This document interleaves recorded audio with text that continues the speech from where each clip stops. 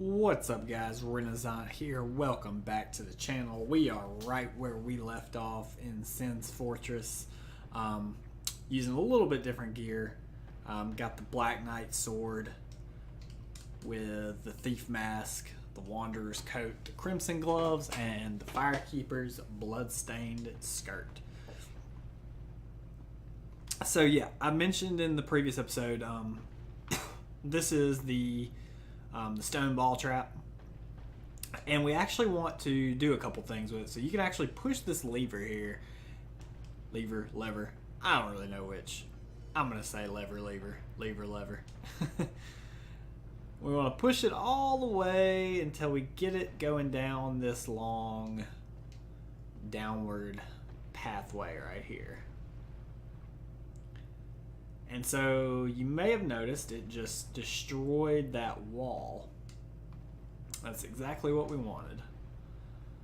We're just gonna push it back around here.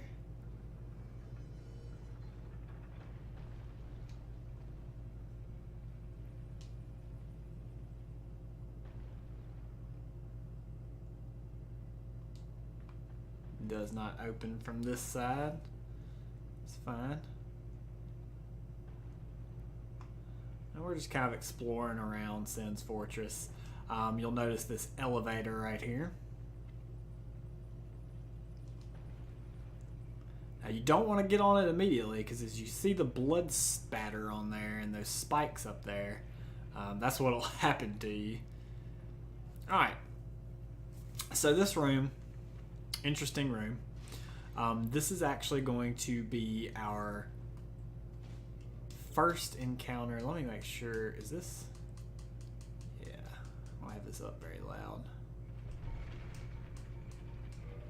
This is actually going to be our first encounter with a mimic. So you may notice the chain is facing towards us. This is a bad sign. So what we want to do is just start attacking. We'll get the lightning spear.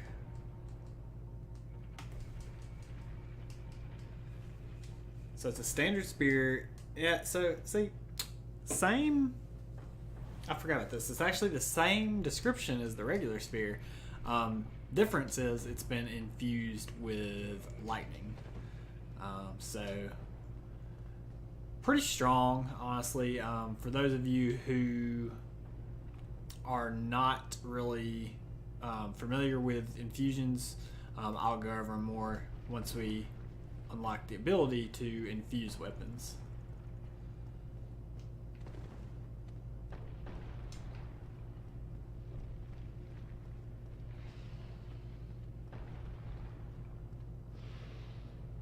And so this, as you can see, hopefully, is actually the area where we first encountered the rolling ball trap. It was right here.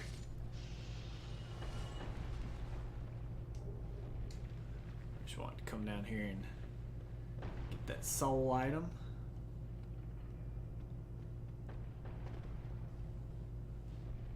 We actually wanted to drop down here to get this item right over here. You can see way down there is where the Titanite demons are at. We wanted to get this slumbering dragon crest ring. Very interesting ring, very useful ring. This ring was secretly worn by a certain surreptitious sorcerer at the Vinheim Dragon School. The ring is engraved with an everlasting dragon in silent slumber and masks all sounds emanating from its wearer. So yeah, quiet makes you very, very quiet. Oh. Woo.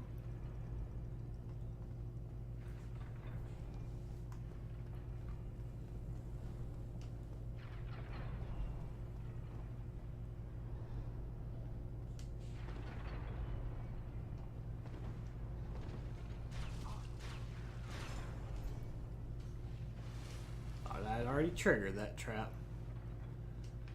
Alright, so now you may notice this.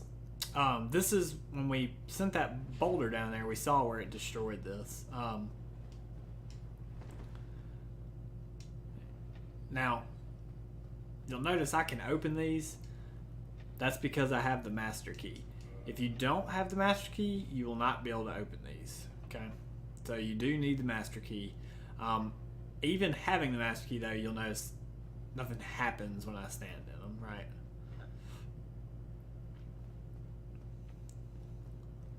Oh, hello. You seem quite lucid. A rare thing in these times. I am Logan. I'm a bit cooped up, as you can see. I have a bright idea. Suppose you set me free. I'm old and empty-handed, but I could repay you with knowledge and sorcery. This place is melting my mind. The inactivity is repressive. Big Hat Logan, you don't say. I've heard a lot about you. We'll let you go. You gotta talk to us, though. Oh, heavens. Thank you. I'm safe, and I'd love to resume my travels, but I must log a few things first, and I owe you a favor. I will return to Firling Shrine.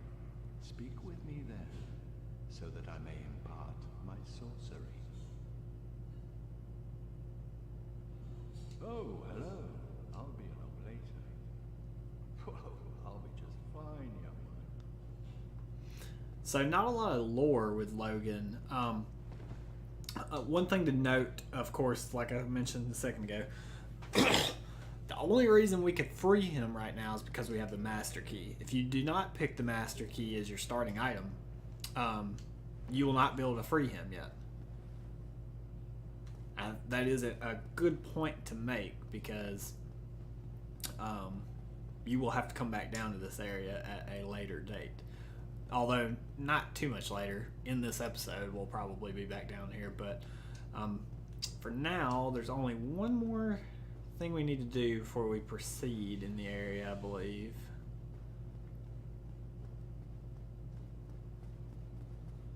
See that guy just chilling. Something's wrong with that picture. We're not going to talk about it, though.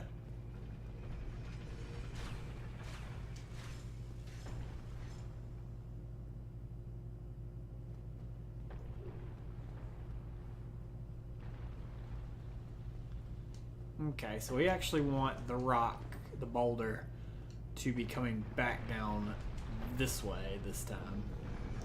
Or the original way it was coming when we first started this.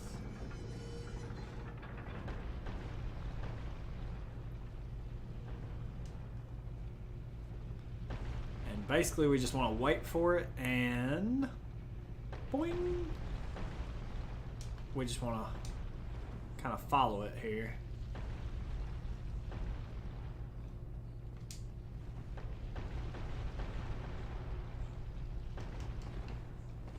All the way to the edge.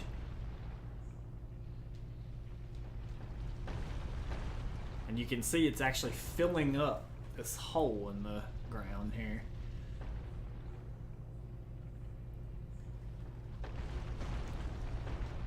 Hello. The covetous gold serpent ring. Now, one thing to note, we do not want to go down there. If you go down there, you will be trapped and you will die. So, we got what we wanted there. The serpent is an imperfect dragon and symbol of the undead. Its habit of devouring prey even larger than itself has led to an association with gluttony. This gold ring, engraved with the serpent, boosts its wearer's item discovery so that more items can be amassed. Ow. So yeah, that is exactly what that ring does. It literally boosts your item discovery. I think like 100 points too, if I'm not mistaken. So our item discovery right now is 158. Oh, excuse me, 200 points. My bad. So now it's at 358. So pretty ridiculous. So if you're farming for items, like say you wanted that man serpent greatsword, well, that is an excellent way to do it. And so we're pretty much done with the, I guess you could say, the lower half of Sin's Fortress now. We're just going to proceed forward through the area now. Oop. Oh, I forgot about this little area right here. If I can remember to... Dang it.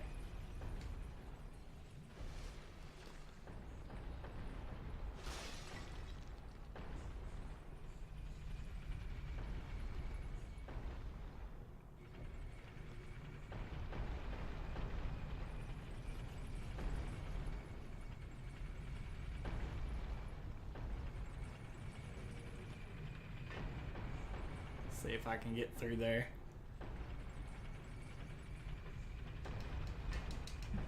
No.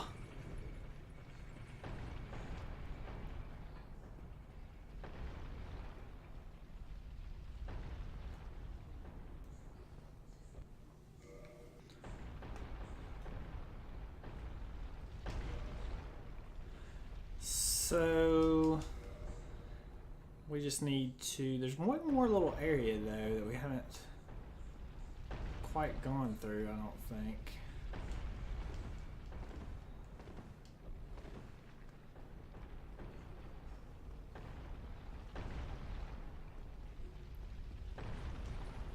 Please don't hurt me.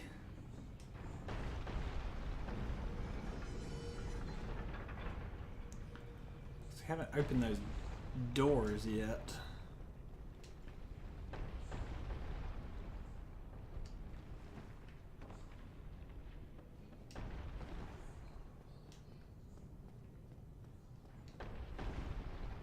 There we go.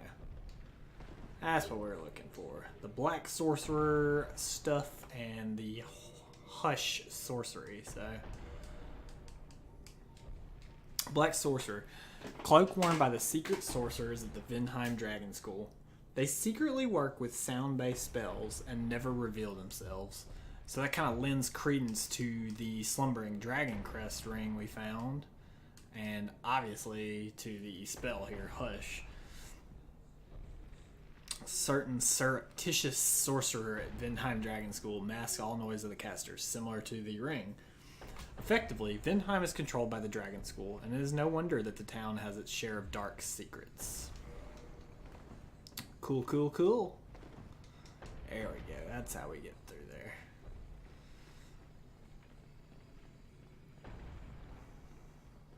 Alright, so that's pretty much... that's pretty much all of this little area right here. Whee! Now we can actually proceed through the fortress. Obvious trap right here. And again, this place is just filled with traps. Primarily because if you were trying to reach Anne Orlando, they wanted to make sure, you know, that the person that represented undead, I guess you could say, in Anne Orlando to meet the gods, they wanted to make sure that you were, you know, top notch.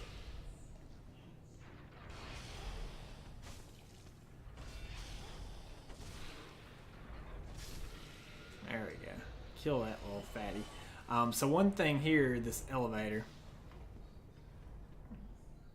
or there's not an elevator, excuse me, this drop down, you can actually drop down, I believe, right here.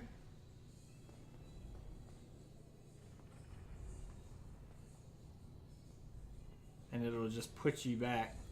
And I just kind of just did that just to show you where it'll end up if you drop down. If you recall, this is where we found the Slumbering Dragon Crest ring, I believe. Probably shouldn't have dropped down there, but honestly, just to show you, is worth doing.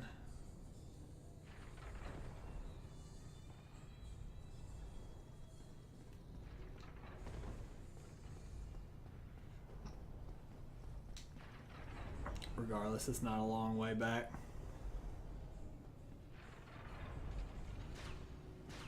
This place is really not as hard to navigate as some people may think it is. Once you've done it a couple times, it's really not that bad. It's not really a big area either. It's kind of compacted, you know.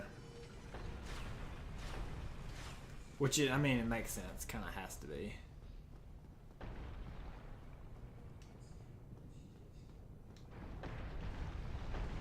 Yeah, you see, that didn't take long at all.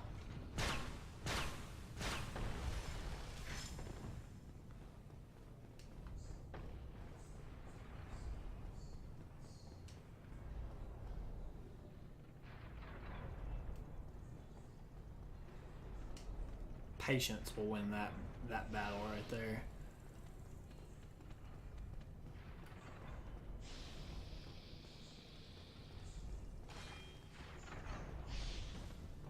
I hate fighting these guys in these little tiny corridors, I swear. More Tight Night. So you could tell that the game developers at this point wanted you to start getting ready to upgrade your weapons, because they're basically just giving you a bunch of Titanite for free.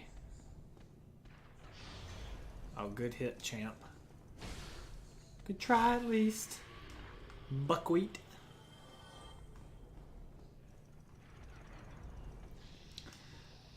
Oh, this little guy right here. If you don't have a bow, I mean, if you don't have pyromancy, use a bow. Make sure you kill that guy though, because this part's very annoying if he's shooting lightning bolts at you.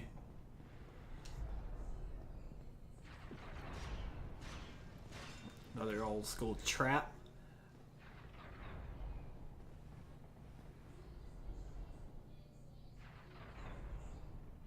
You can see that's where we were just at a second ago. And this is where the guy shooting the lightning bolts at you was. So. We, on the other hand, watch out for this trap as well. Want to go through the white sauce. Now, this little area, it's not a big area. We will explore everything here, obviously. For now, we're going to just kind of head downwards. And you should hear something momentarily. There you go. Large explosion sound in the background. And another Baldur Knight. We haven't seen one of them in a while, so... Spoilers, they haven't gotten any stronger.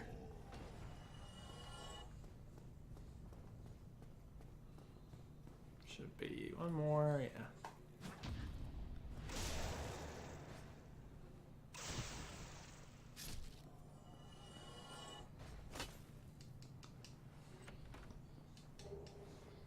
The Flame Stone Plate Ring. Stone plates, the symbol of a true knight, grant the strength to face various hardships. The red one symbolizes fire and boosts defense against flame. So there's actually a couple of stone plate rings. There's actually another one in this area, believe it or not. There might actually be two in this area. I can't remember.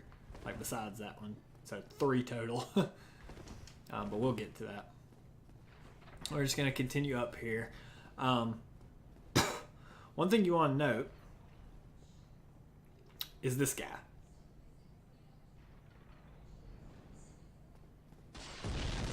So yes, he is throwing giant explosive bombs at us, which will very much kill you if they hit you.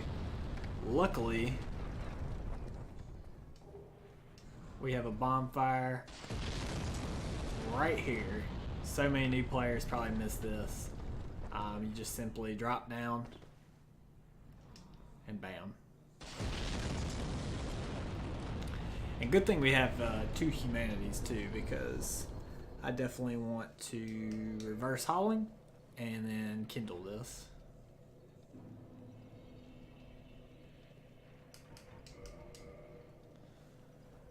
And I don't really need the 10 Estus for this area, but it's just for the next area as well. So I figure we'll go ahead and do that.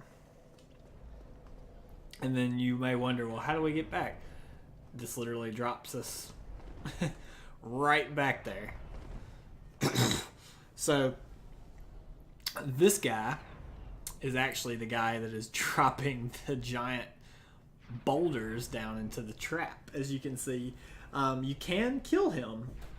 However, he does respawn, so don't think that frees you from the trap forever. Sadly, it does not. So proceeding forward here. More Titanite, because of course they want us to upgrade our stuff. And then we will come across another Baronique Knight. So we encountered one of these guys in the Undead Parish. I believe there's only 3 in the game. So it's good to see another one. He will drop a Titanite shard for us. Or he has a chance to. He also has a chance to drop his gear too. So you can also buy it though. And up here is a very cool, I guess you could say NPC character. See if we can see him. Yeah, there he is. That little bitty buckler and his little rapier.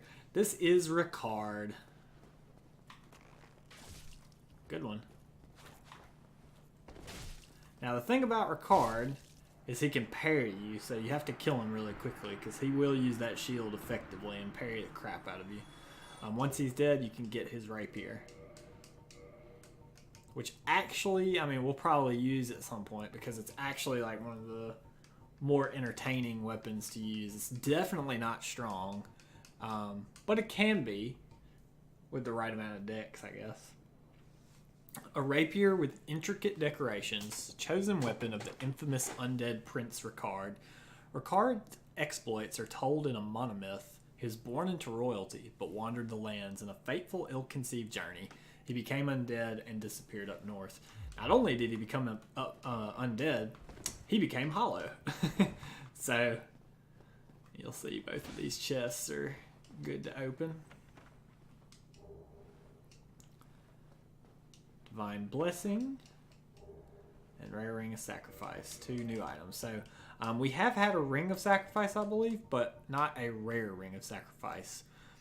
This mystical ring was created in a sacrificial rite of Velka, the goddess of sin. We will learn much more about Velka later in the playthrough. The magenta shaded ring is especially rare. Its wearer will lose nothing upon death and will be freed from any curse whatsoever, but the ring itself breaks. And then we also found a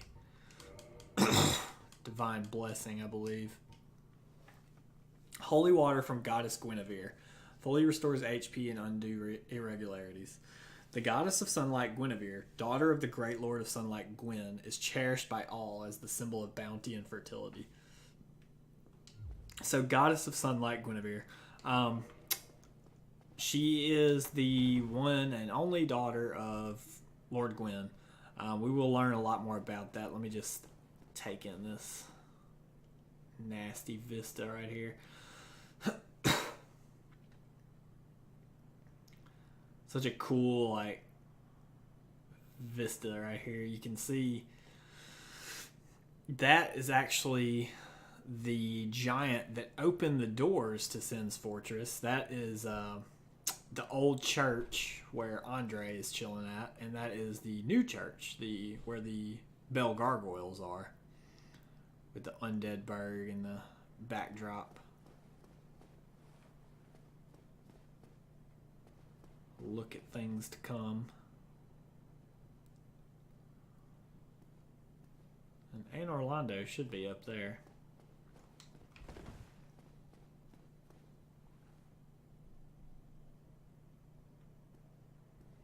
It's just really cool how you can like see all this from the top of Sin's Fortress, and you can even see inside Sin's Fortress. Just really cool how they kind of set up the visuals for different areas in the game.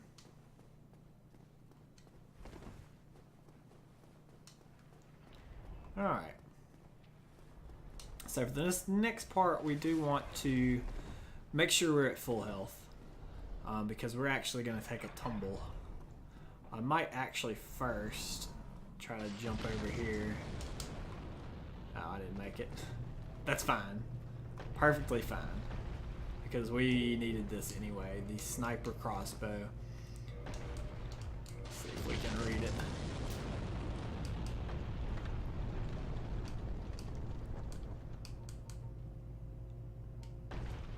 Large crossbow with long distance used by Kareem snipers, often used with sniper bolts. But while crossbows are normally easy to use, the sniper crossbow requires dexterity, obviously.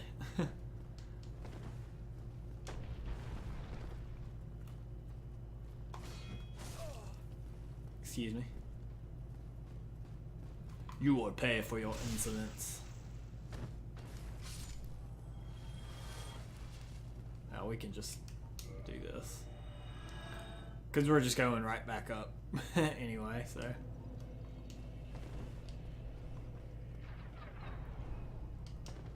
I do want to go over there and kill that giant, though, just to show you that he can be killed, and he can be killed with relative ease. Also, the fact that he respawns, so. Let me just. Oh, we hear you, we hear you.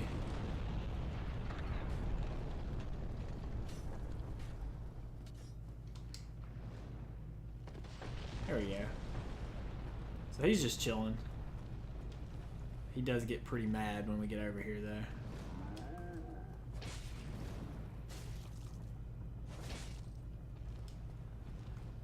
Now, with these giants, you really just gotta wait until they do their spaz out attack, which is just like that. Because once they do that, they'll freak out, and then they'll just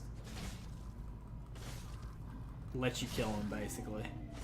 It tires them out. I don't know why, but yep. So that's this annoying guy. We can even see here fall down on this trap. That's about all the usefulness of that, though.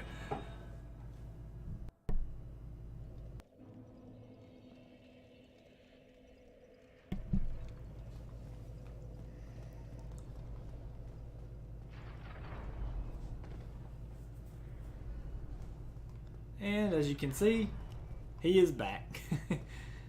He's back and better than ever. But we don't really care about him, to be honest with you.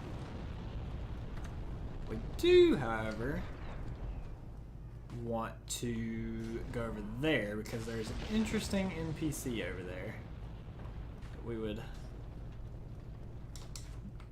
love to talk to. He says as he fails miserably to jump across the thing. Probably best to do this naked. Oh God, we're sexy. Yeah, it is kind of hard sometimes to make this jump if you're not used to it. And I'm definitely not. I do it maybe one time every playthrough and that's it.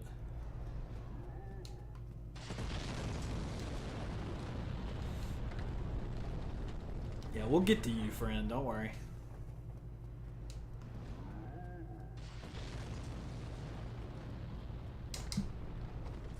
There we go. And in here we have the lovely levitating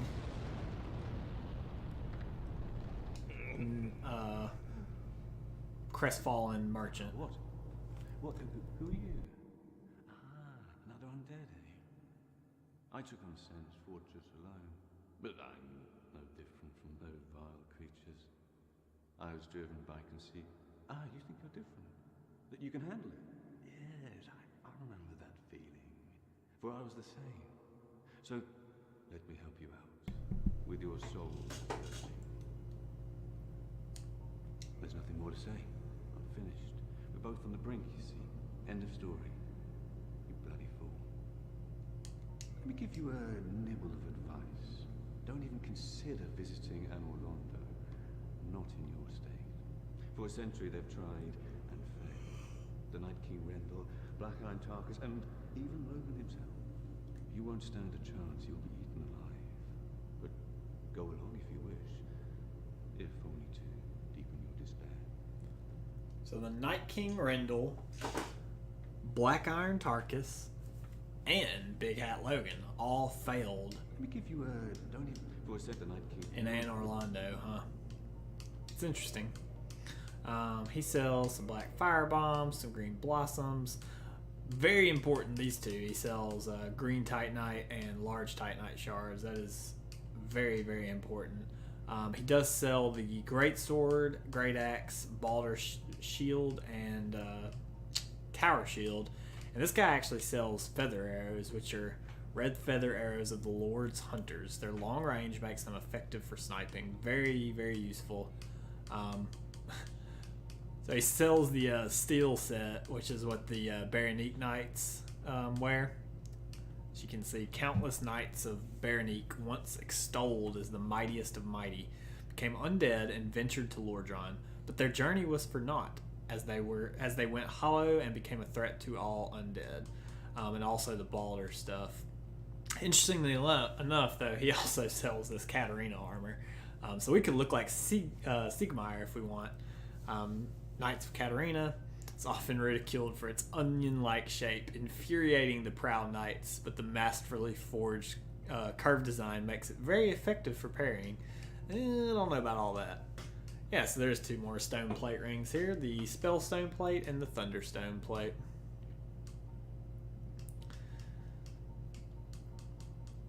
All we're going to buy from this guy, though, is probably this Tower Shield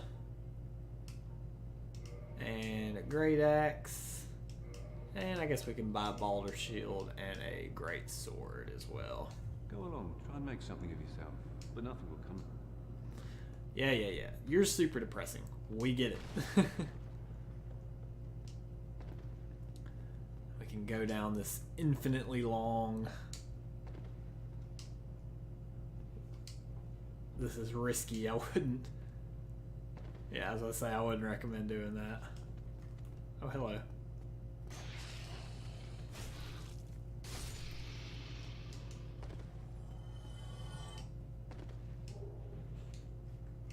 The cage key. I wonder what that goes to, huh? Key to the Hanging Cage in Sin's Fortress. If a hapless adventurer becomes fatigued during an imprudent attempt to overcome the fortress, the Serpent Men will not kill him, but lock him up in a lonely cage. Eventually, unless they have forgotten, they drag the victim off to who knows where. So that is actually how you would get to Big Hat Logan if you did not have the Master Key. Lucky for us, we have the Master Key, so...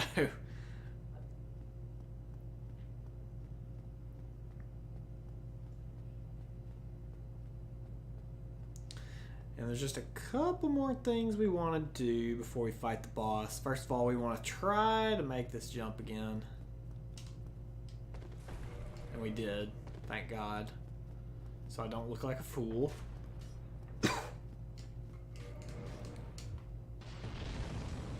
There's a Balder Knight down here, but he is not guarding anything.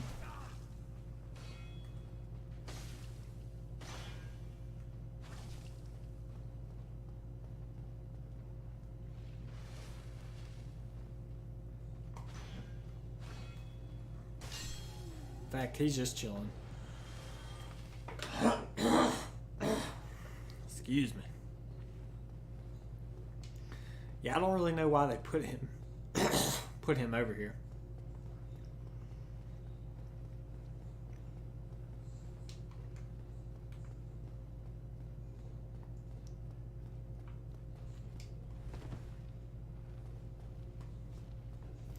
Alright, so here are the cages. And they actually will, once you unlock these, they will actually act as elevators.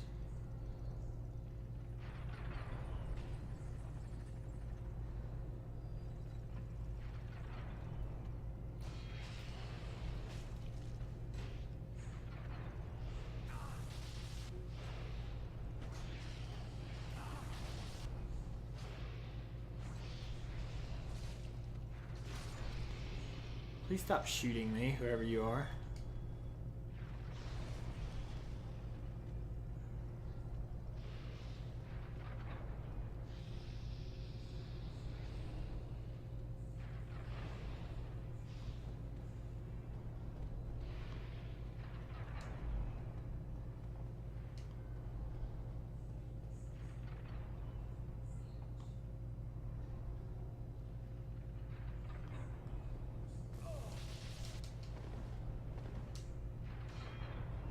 Leave me alone.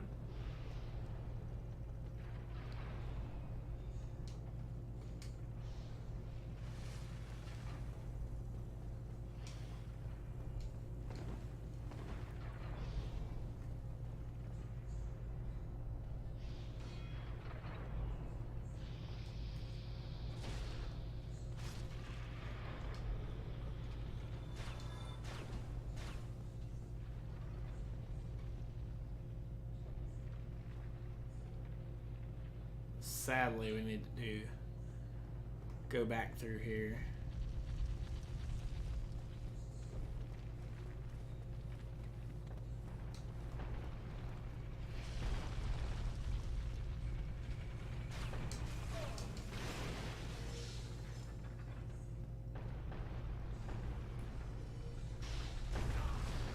Excuse me.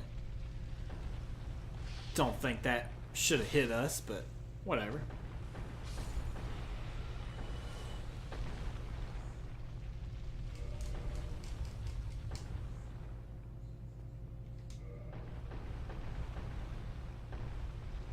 Again, take your clothes off and splint.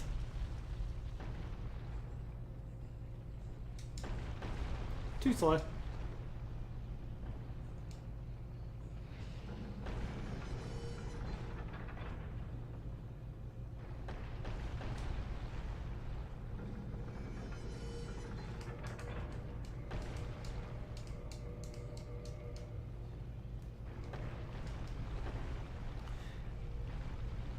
And we're just going back down to where Logan was, basically. Are you still alive?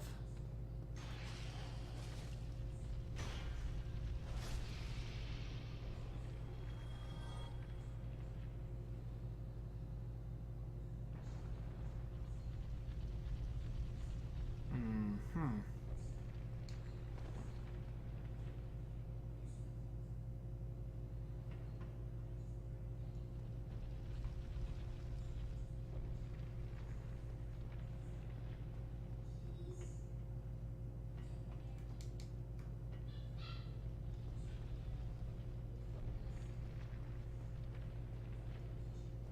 Oh, hello.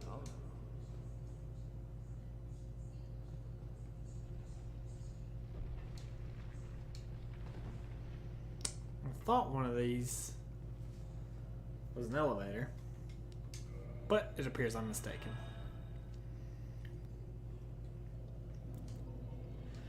Alright, so now we're ready to finally fight the boss of this area. And there's actually an NPC summon that we are wanting to summon. What's interesting about this specific NPC summon is he can actually, believe it or not, he can actually kill the boss by himself. Fortunately, I don't really want to spend that much time just sitting there watching him do that, so also check out, see where this, how far this one takes us down. The same distance, basically.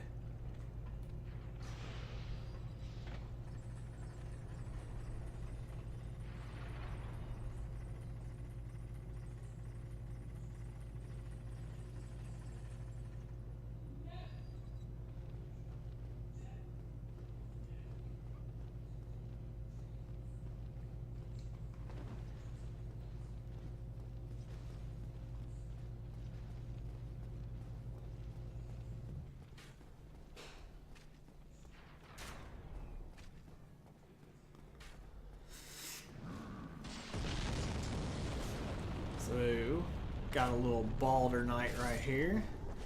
Very weak Balder Knight, mind you. Now we can actually go up here and finally kill this giant that's been throwing this crap at us. God.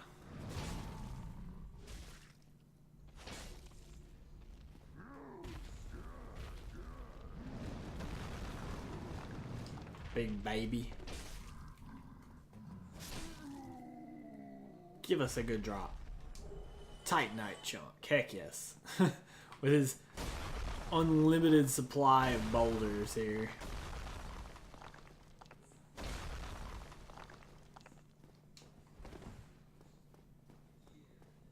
Alright. Finally we come to the boss of this area. But first, like I said, there is an NPC summon. And we do want to go ahead and summon this NPC.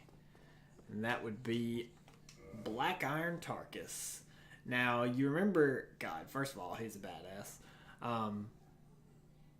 You remember the Crestfallen Knight telling us that Tarkus had failed in Anor Londo, so it's interesting that he is a summonable NPC for this fight, but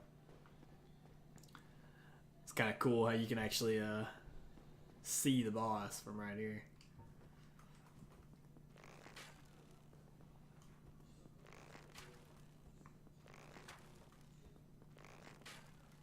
I don't think that's doing any damage to him, but the Iron Golem. So starting off, he'll miss epically right there. Now, Iron Golem, probably one of the easiest bosses in the game. You just circle strafe around them. Oh, he grabbed us. I was gonna say, you know, just stay underneath them, basically, but he actually had a nice little grab there. Unfortunately for Iron Golem, just like his giant brothers, he actually can tire out as well. So I'm trying to get that to happen where he tires out. But he's too weak. We just killed him. Good job, Tarkus. Core of an Iron Golem. Goodbye, Tarkus. Soul serving as the core of the Iron Golem, the guardian of Sin's fortress, and slayer of countless heroes seeking Anor Londo. Originally a bone of an everlasting dragon, used to acquire a huge amount of souls or to create a unique weapon.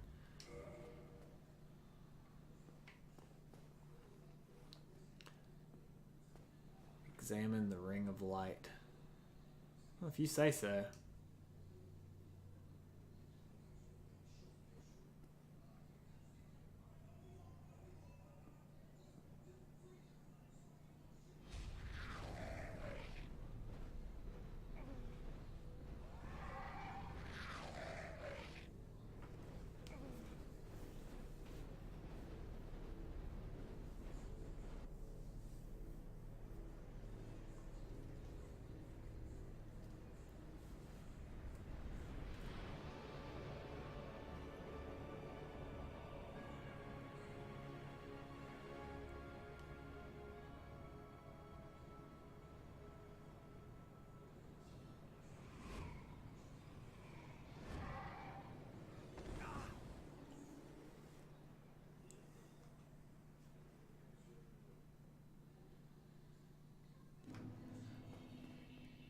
So for those of you who are fans of the series and fans of beautiful, beautiful architecture that is Dark Souls, welcome to Anor Londo. Just on the other side of the high wall of Lordran, the lush green forest, the beautiful architecture of the city. Oh, if I had Praise the Sun, I'd do it right now, but I don't have it. We will continue in the next episode traversing the awesome area that is Anor Londo, guys. If you enjoyed the video, please make sure to leave a like, comment, and subscribe to the channel. It helps a lot. We will see you next time. Bye.